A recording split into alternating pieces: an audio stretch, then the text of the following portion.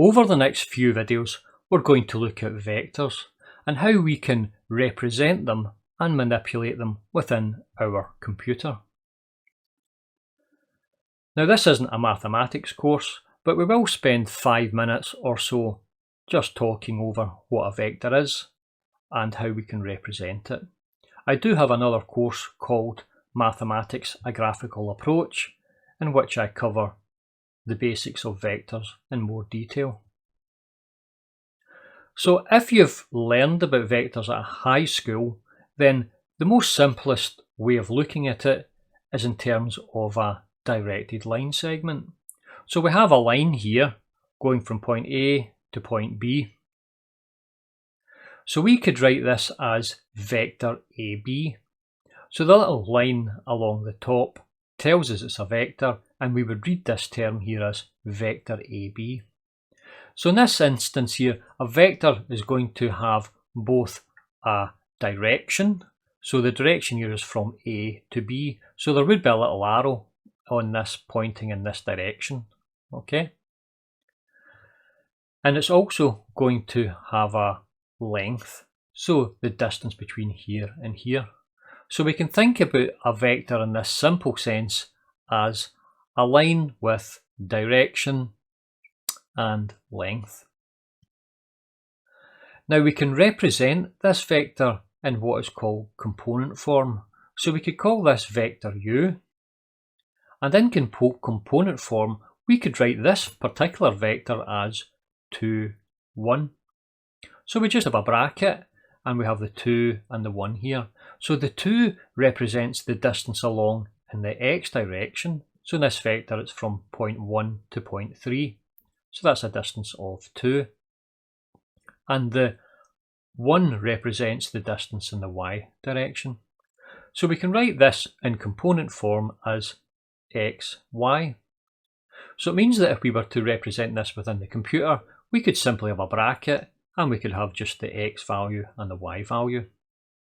And that would represent our vector.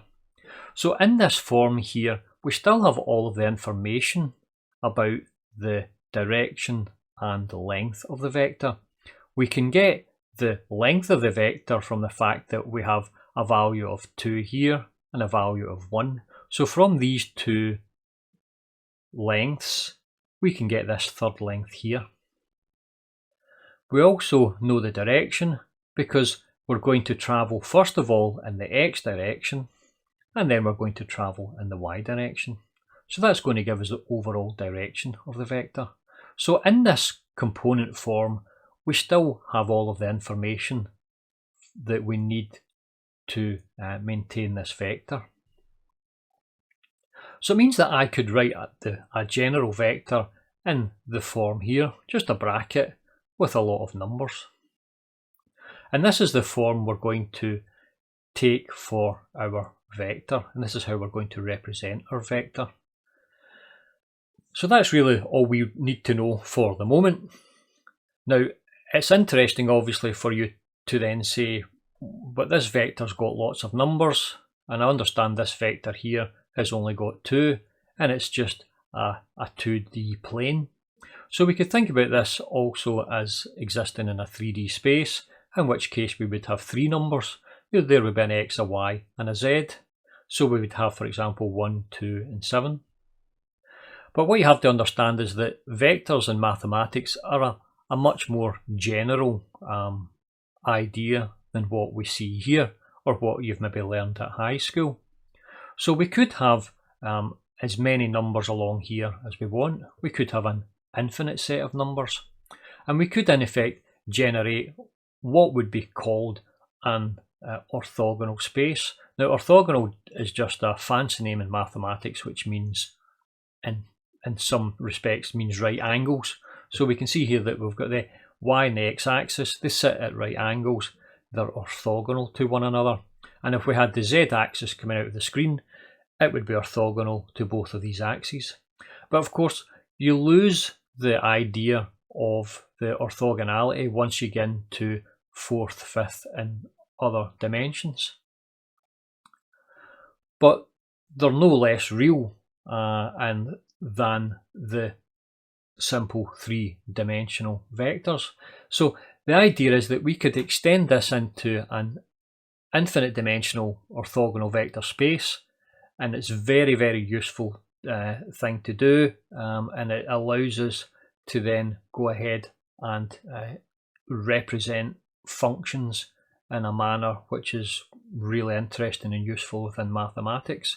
And of course, vectors, they don't necessarily have to exist within an orthogonal space. They can exist within some other general spaces. So there's a lot more to vectors than meets the eye, and if you're interested, I do suggest you go ahead and have a little read up on some of the stuff on vectors. But for us, for the moment, all we're interested in is representing a vector in this format. Now, in this first video, we're going to look at vector addition. So we're going to be adding two vectors together. So let's quickly have a look and see how we add vectors together, and then we'll go ahead and we'll have a look at the code and we'll load it into the machine and we'll run it. We want to be able to add two vectors together. So I have drawn a second vector, and this is vector CD. So we want to form the summation vector AB plus vector CD. Now we can do this geometrically using what is known as nose to tail. So we can take the beginning of this vector here and we can place it at the end of this vector. So we could take this point here and place it here. Of course, this vector must remain the same, so this point here must be going along 1 and up 2. So all we've done is shifted this vector up along so that the beginning of it sits at the end of this one. So in effect, this point here becomes the same as this point here. So what we've done is we've added these two vectors together, nose to tail, and it has generated a third vector. So the third vector here is the vector AD, and this is the answer to our summation. So you can see this vector AD is going to have the x length, which is going to be the length of this vector, which is 2, but it's also going to be adding on the x component of this vector, which is 1. So we add on the x component for one vector onto the x component of the other vector. And also the height of this vector here is going to be the height of the original vector, which is 1, plus the height of the second vector, which is 2. So we're going to add the y components of each of the vectors together. So we can write that out mathematically as the vector AB is 2, 1, vector CD is 1, 2. So if we're wanting to write vector AB plus vector CD, it's going to be the 2, 1 plus 1, 2. And what we do is we add the respective components together. So the x component of this one gets added to the x component of this one. 2 plus 1 is 3. The y component of this one gets added to the y component of this one. 1 plus 2 is 3. So the overall addition is going to be 3, 3. So in order for us to add the vectors together, we just have to be able to add each of the components together. So let's see how we're going to do that within our assembly language. As in previous videos, we're going to look at two pieces of code. The code on the right is the calling function, the code on the left is the subroutine. Now I have written these in Visual Basic Code Editor. So let's first of all talk about the code on the right, which is the calling function. We want to be able to represent our vectors, and we know the vector is just two brackets with some numbers and commas in between. Now, a structure like that generally within computer science would be called an array, and it would be just a one-dimensional array. So we can actually represent the vectors as one-dimensional arrays, and that's what I've done here. So we've got the DC, and it's an array underscore 1, and the array in this instance is the numbers 1, 2, 3 and 4. And array number 2 is 2, 3, 4 and 5. And we're going to have the answer go into array 3 here. Again, in this instance, we've used the ds command, which is define storage. So we're going to set aside 4 storage locations for the answer. Now, if you remember back to the previous course, whenever we looked at arrays, we said that we need 2 things to represent an array. We just need a starting address and we need the number of memory locations. So for example, array underscore 1 will have the starting address 0 x 8500. So that's the first part of this array. It's the array underscore 1 is that starting address. Now, the other thing we're going to need is the array length. And you can see here I've actually generated length here. So there's the length is a value of 4. So we need to know the length of the array and we need to put it into our calling function. Also, another thing to note is that the length of the array has to be the same for both of them. Otherwise, the summation is meaningless. And we don't put a test for this. We just have to make sure that we enter in 2 arrays that are the same size and we know what the size is and we define it here. So you can see that array number 2 is going to start at position 0 x 8504. And then we're going to have a position here for the length and we're going to have a position here for the array underscore 3. So now we've got our arrays and we know the values we're going to push onto the stack. We can then push array underscore 1, push array underscore 2, push array underscore 3. So remember, we're not pushing the individual values 1, 2, 3, 4 or 2, 3, 4 and 5. We're pushing the starting address of the array. So this value here for array 1 is going to be 0 x 8500 and that is what is going to be pushed in onto the stack. So finally we're going to push the length and you can see the length here is in brackets because what we're going to do is push not the memory address for the length but the actual contents, which is the number 4. So once we've pushed these values onto the stack, we can get then to the subroutine. So again, I've set aside a memory within the ROM to hold the subroutine, and that memory starts at 0 x 1190. So at this point here, we then jump over to the subroutine. So I'll talk through the subroutine just in a moment, but let's say, for example, we've gone through the subroutine, and at the end of the subroutine, what the subroutine does is it adds the components together. So it's going to add 1 and 2, which have a value of 3, 2 and 3 will give us 5, 3 and 4 is 7, 5 and 4 is 9. So we're going to have finally a vector which starts at this position here, and it's going to have the values 3, 5, 7 and 9. And that we will have finished and formed our vector addition. At that point here, the program will return back up and it will end. So that's the calling function described. Let's go ahead and we'll look at the actual subroutine. Now, as usual, we're going to start off with a little bit of housekeeping. We're going to be using registers R0, 1, 2, 3 and 4 within the subroutine. So we'll take the original values that are in those registers and we will go and place them somewhere in memory. We're ready now to pop the values off of the stack. So the first one to come off will be the return address. The next one to come off will be the length, and we'll place the length of the array in the index register. The next one is going to be the start address of array 3, and we'll put that in register R4, and then it's array R2 will get into register R3, and array R1 will get into register R2.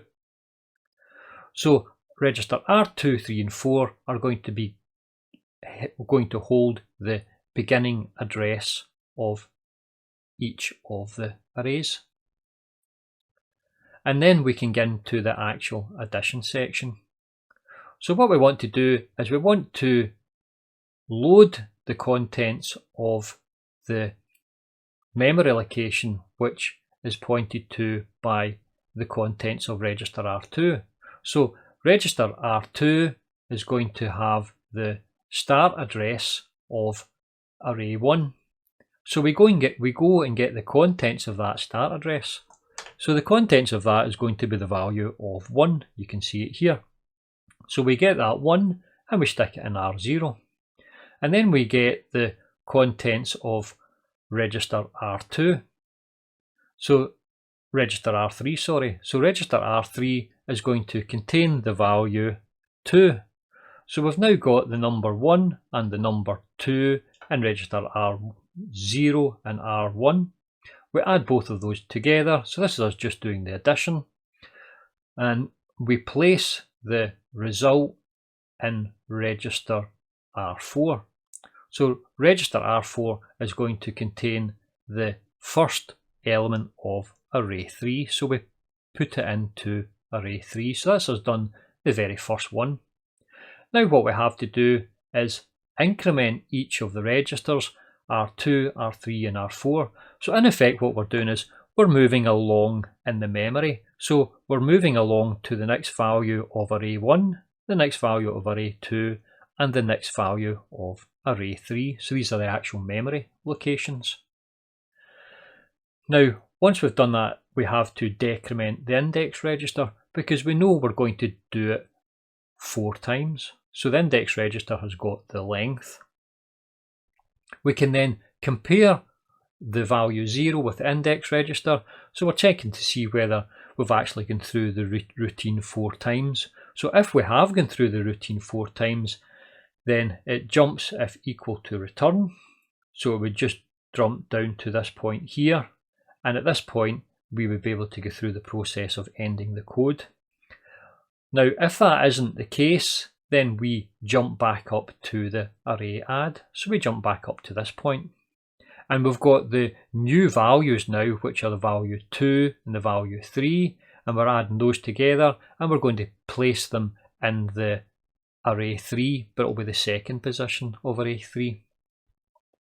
And then we continue down. And we keep doing that until eventually the index register counts to 0. We've gone through all 4 phases. And in that case there, we jump if equal to return. So in that case it is equal. So when it is equal, what we want to do first of all is the housekeeping. We can return all of the values of the registers R0, 1, 2, 3 and 4 back to their original values. And then we can jump back out of this subroutine. So we jump to return address, which is up here. So we jump back out here and we end the program. So at the end of the program then, we're going to have array 3 is going to have the values 3, 5, 7 and 9. So let's assemble this and we'll load it in and we'll see it running. Now we can actually assemble the code within this code editor. So I can click on this one, I can go to terminal, run task, assemble file, and you'll see it's come up with assembly successful. So it's generated the machine code from this file. Now we can also click on this one and we can go terminal, run task, assemble file. So again, we've now assembled the calling function. So I can take the machine code for the calling function and I can load it into the RAM of our machine. I can take the machine code for the subroutine and I can load it into the ROM at the correct position within our machine, and then we will be ready to start. So I will go ahead and do that, and then we can see the program running. So I have gone ahead and I've loaded the program, so this is the calling function, into the RAM. And I've also updated the ROM with the new subroutine. So we're ready to start. Now, just before we go and start this, one thing to look at is to make sure that we can see what's going to happen. We're going to first of all load these numbers 1, 2, 3, 4, 2, 3, 4, 5 into the RAM, and then we're going to head off to the subroutine, and then in the subroutine we're going to load these numbers here into the RAM as well, and then we'll be ready to run through the actual subroutine. So let's see this running now, and what I'll do is I'll slow it up and we can watch each of the ticks happening. Okay, so I can say tick enabled, and the 200 is the command for loading the values into the memory, and that's loading these values here. You can see the values here, 2, 3, 4, and then it's 5, and so on and so forth. That was the length. So if I pause this for the moment, you'll see here that we've actually loaded the values into the RAM. So let's go to the RAM here, and you can see the value here, 1, 2, 3 and 4, so that's array 1, and we've got 2, 3, 4 and 5, which is array 2. The length of the array is 4, and then we're going to place the answers in this position here, 1, 2, 3 and 4. So we'll close that and we'll let this continue running.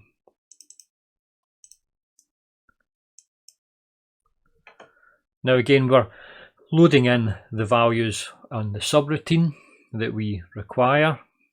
So these are the temporary locations for these registers. And once we've loaded these in, you'll see that registers R2, 3 and 4 will have the starting locations for each of the arrays, and those will come in any second now. So you can see here, I've paused it here, and you can see register R2 has got the starting position for array 1, register R3 is the starting position for array 2, and this register has got the starting position for the result. And it's already pulled in the values for the contents of this memory location and this memory location, which is the 1 and the 2. So this is the first one from array 1 and the first one from array 2. We add both of them together, we'll get the number 3. When we get the number 3, it's going to place it in this register here. And then we will add 1 to each of these values, and we'll go and work through the same process again, and we'll pick out the next set of values to be added. So I can go simulate, tick enable, and I'll just let this run now, and you'll see the values coming through. So the next is 2 and 5. When we add them together, we get the value of 7, and we put 7 into this memory location. And the next values that come through are the 4 and the 5, and we add them together, we get 9, and we put it in this position. So that will be us worked out our final values, and at the end we take all of the values for the original values in the registers and we replace them. So we end up again with the 0 in all of these registers, and that's the program come to an end. So whenever I stop this and drop into the RAM, we should have in these memory locations the value of 3, 5, 7 and 9. So this is array 3, or if we like, vector 3. So this is the final addition. So that's quite exciting, and it's nice to see us finally getting some nice little bit of mathematics involved within our CPU. So we can continue along in the same vein, and we can look at other ways of manipulating vectors, and we can generate the code, and we will run it on this machine. So thank you for listening. I'll get you on the next video. Goodbye.